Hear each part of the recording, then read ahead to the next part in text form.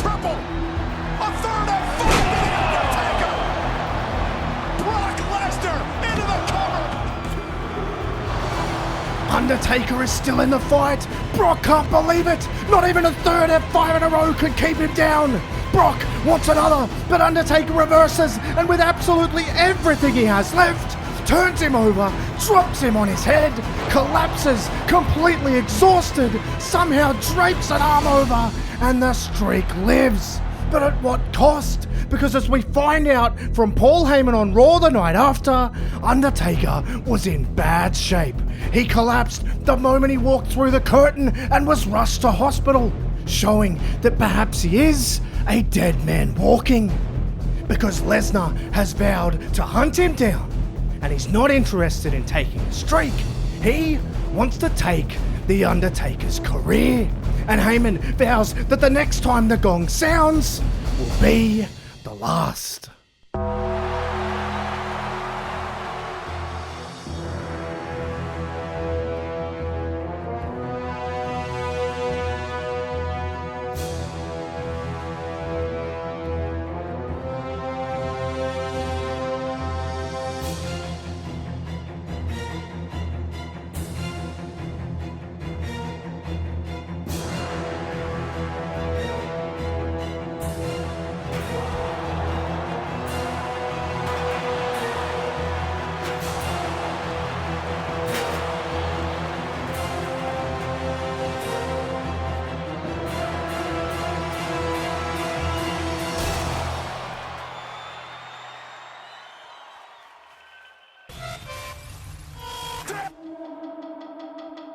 You know, when I lost to the great John Cena at WrestleMania, the earth was crumbling beneath my toes.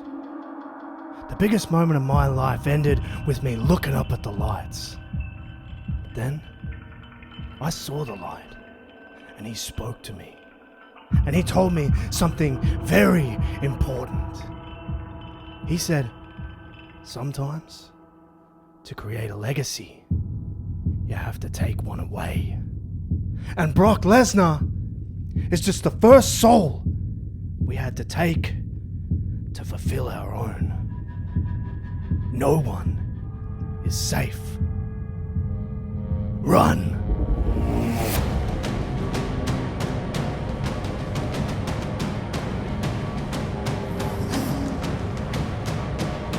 The Wyatts strike again on behalf of The Undertaker, and they're ruthless and relentless, and Daniel Bryan gets destroyed. Just like Brock Lesnar, it's another soul and another legacy taken, and it puts Bryan on the shelf for an extended period of time, and in the process vacates the World Championship, which is put on the line at Money in the Bank in a multi-man ladder match for the ages. And with the landscape of WWE changing drastically, there is only one man who can stabilize things, and that is John Cena. And he's fought his way through the field, and he reaches the top of the ladder, only to hear that fateful sound.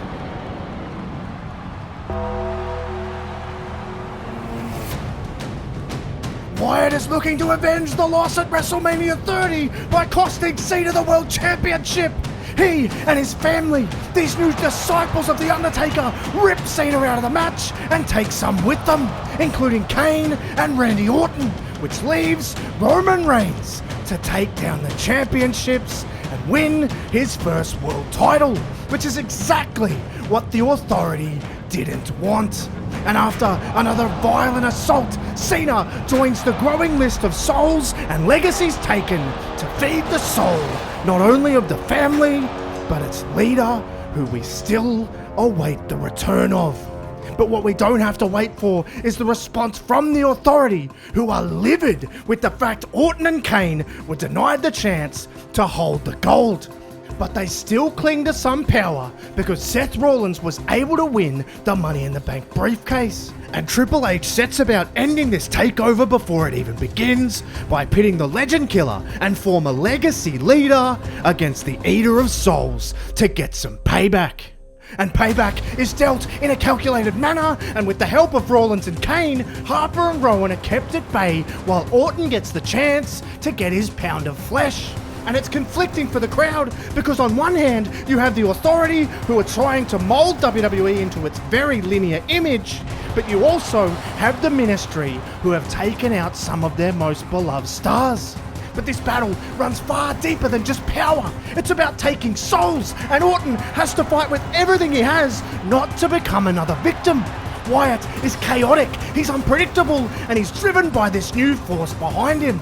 But if anyone has experience in ending legacies, it's Randy Orton. And he manages to escape his sister Abigail and nail an RKO, and Orton basks in his moment because he is going to end all this before it even begins.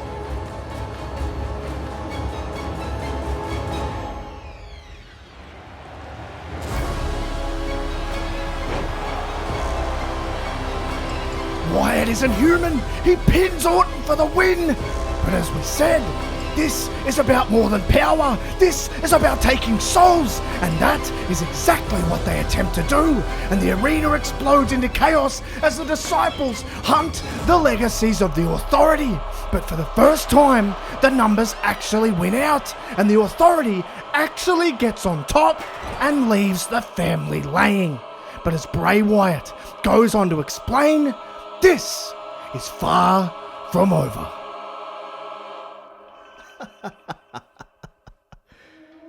You know, the wolf will never lose sleep worrying about the feelings of sheep. But no one ever told the sheep that they outnumber the wolves. But it seems as though you figured that out. But one thing he taught us is you cannot kill what is already dead. And we will not rest until we get what we want. So all that is left for us is to cut the head off the snake. And then, only then, we'll have the whole world in our hands. The landscape of WWE is changing rapidly, and with the sinister warning from Wyatt to cut the head off the snake, it becomes apparent just what that means. They're targeting Triple H. And with SummerSlam on the horizon, he's on high alert and he makes sure security is tight, but there is no use, because on the Tron, he sees Seth laid out, he sees Kane laid out, and he even sees Randy Orton down. And Triple H now is in the ring by himself as the Wyatts are bearing down on the head of the snake. It's Cena, and he wants revenge. He's not here for Triple H. He's here to get his own back. And he gets rid of Harper with a massive AA. And then he picks up Rowan and he tosses him off the stage with another. However, Wyatt gets to him, and now he's all over him. And Triple H is just standing idly by watching it happen. He's just happy that it's not him. But luckily for him, he won't have to do anything, because someone else is back for revenge as well.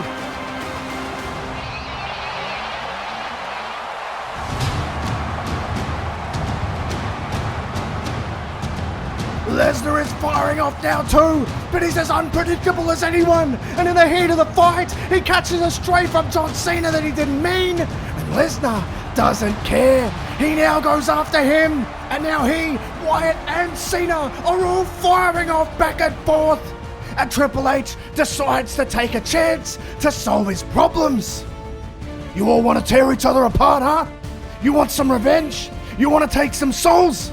Do it at SummerSlam in a triple threat match. It's a genius idea from Triple H. He could just leave Lesnar and Cena to take care of his business. But as SummerSlam rolls around, it's very clear Brock Lesnar teams with no one. And after a brief moment where Cena tried to work with him, Lesnar takes them both to Suplex City. But in particular, John Cena. Lesnar is so unhinged, he doesn't even care who he gets his hands on. And he destroys Cena to the point where he collapses out of the ring. This is a triple threat. And the threat is now behind Brock Lesnar.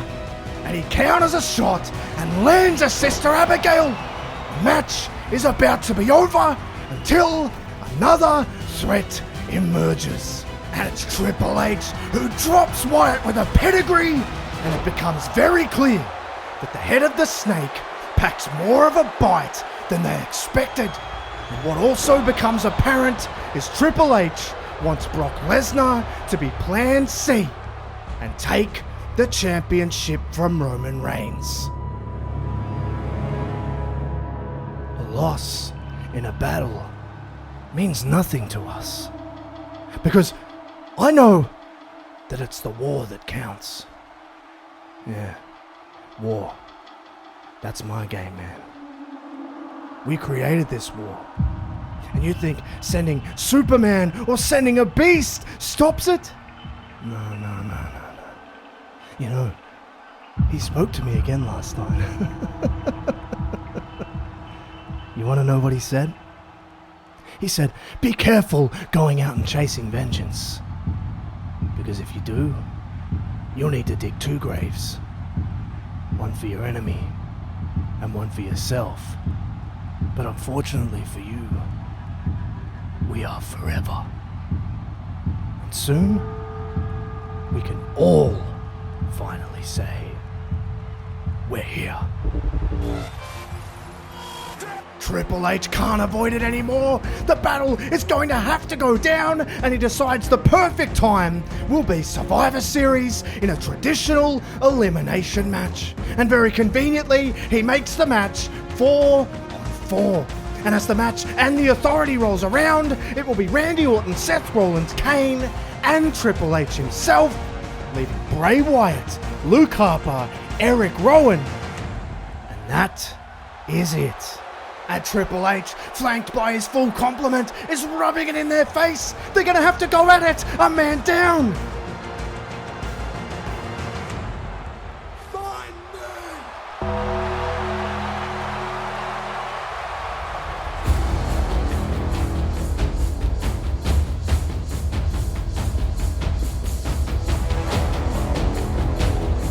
The 4th man is the dead man.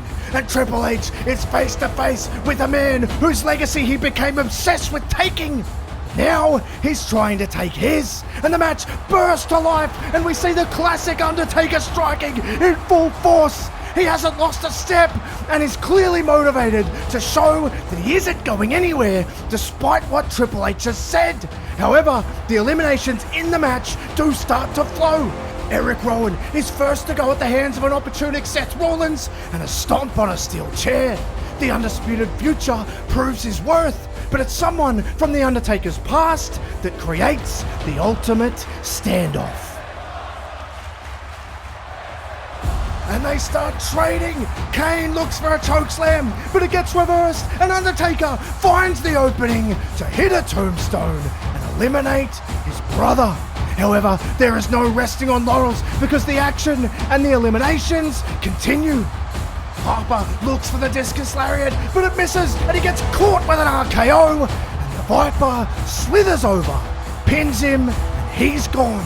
But it's what happens next that sends a real rift through the authority, because from the crowd comes Dean Ambrose. He's hunting the man that turned on he and Roman Reigns in the Shield.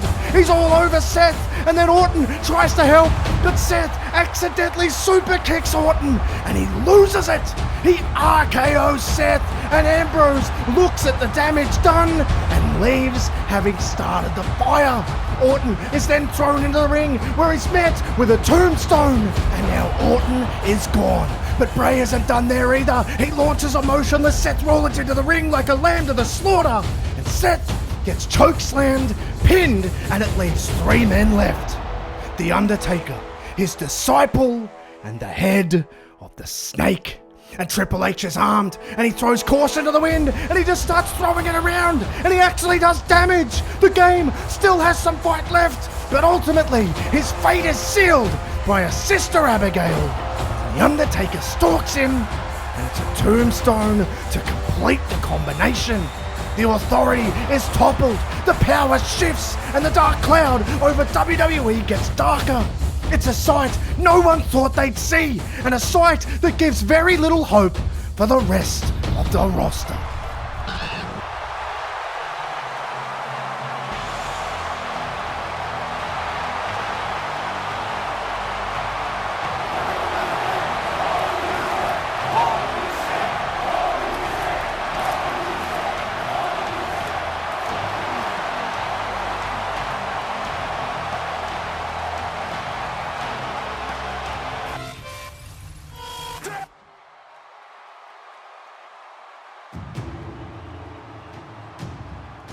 So this is the great Bray Wyatt. It's nice to finally meet you. But listen, I don't want to waste anyone's time. As much as I respect you and the family, and I know how dangerous you are, we all know, they all know, I ain't here for you.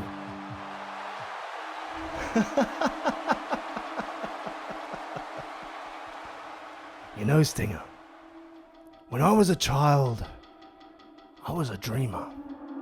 I dreamed of glory. I dreamed of a nice house on top of a hill with a white picket fence going all the way around. I dreamed of happiness. And then I woke up and realized that I was stuck in this prison, this rotten world, just like the rest of us. Until I met him. And he told me I didn't have to be a dreamer anymore. He said that I could achieve everything I ever wanted. He said I would change the world, man. So what a predicament we find ourselves in. In front of me is my absolution. In front of me is a soul. In front of me is a legacy. In front of me is someone who stands in my way. And those who stand in my way will burn. So Stinger, if you aren't here for me, that's fine. Because I am here for you. Wyatt grabs Sting and smashes him with his sister Abigail. But as Harper and Rowan look to maul him and take the soul of the legend, Wyatt says no. I'll spare you for now. But I must warn you, never look past me again.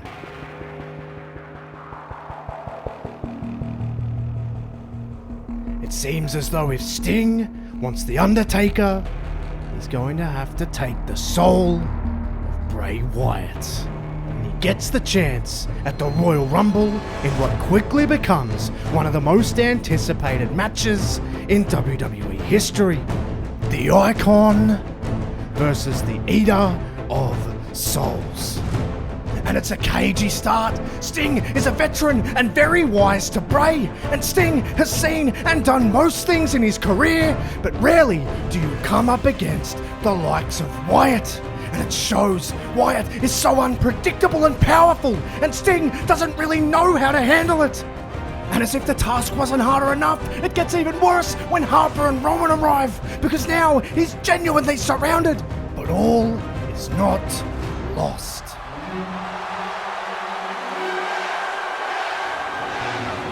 Daniel Bryan, he's recovered from the injuries inflicted by the Wyatts, and he has knees for everybody. He takes out Rowan and Harper, and the crowd is losing their mind. Not just for the revenge, but the fact that Bryan is even back at all. And Bray Wyatt is furious. He leaves the ring to grab Bryan and snuff out the comeback with a vicious Sister Abigail on the floor. He spins around, slides back in the ring, but he gets caught by a Scorpion death drop. And Wyatt, still trying to stay in the fight, crawls up to the corner, but Sting was ready and lands the Stinger Splash. And then he stalks him again for the final and fatal blow. Sting wins it with a huge assist from Daniel Bryan. The Icon will not lay down in the face of evil. He will not be another sacrifice. At least, not by choice. But it seems as though he doesn't have a choice.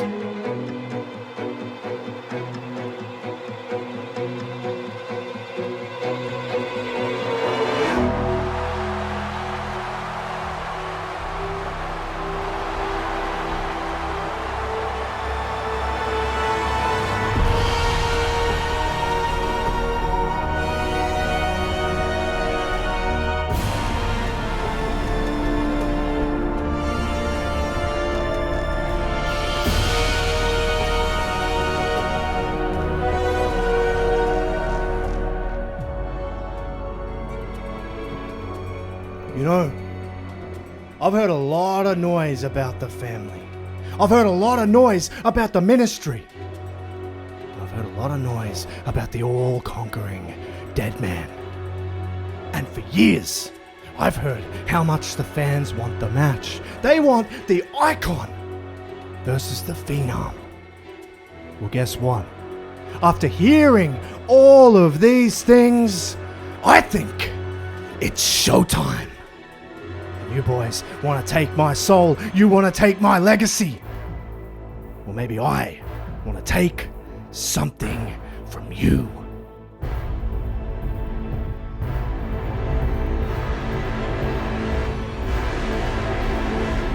I'll see you in hell. The match every fan in the world always wanted. Undertaker versus Sting. Taker has come for Sting's legacy. He's come for Sting's soul. But Sting has come for the streak. The one thing The Undertaker holds closest. And the match is everything the fans hoped. Undertaker goes old school. Sting is in full flight, playing all the hits as well. It's as even as it can be. And once again, like Brock the year before, it feels like the streak is in huge trouble. Sting piles on the pressure, he piles on the heat, and finally fires off a Scorpion Death Drop. He makes the cover, but Undertaker kicks out at 1, and the crowd eats it up. They love seeing the dead man fire up, and he fires off. He lights up Sting and then drops him with a monstrous chokeslam, and he makes the cover, but Sting kicks out at 1, and the crowd are on their feet. It's fever pitch. Everyone in the building is standing, and the trade is on. It's shot after shot after shot, but The Undertaker wins the trade-off, picks him up for a massive tombstone, but he reverses it into a tombstone of his own.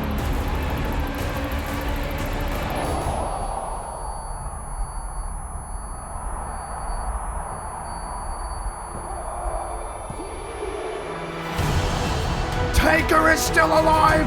Maybe he was right. Maybe you cannot kill what is already dead. But Sting sure as hell is gonna try. He's gonna take a risk, and he goes to the top rope, leaps off, but gets caught, and he gets planted with a tombstone, and the streak lives. He fends off yet another fatal threat to his legacy. But as he said himself, sometimes to create a legacy, you have to take one away.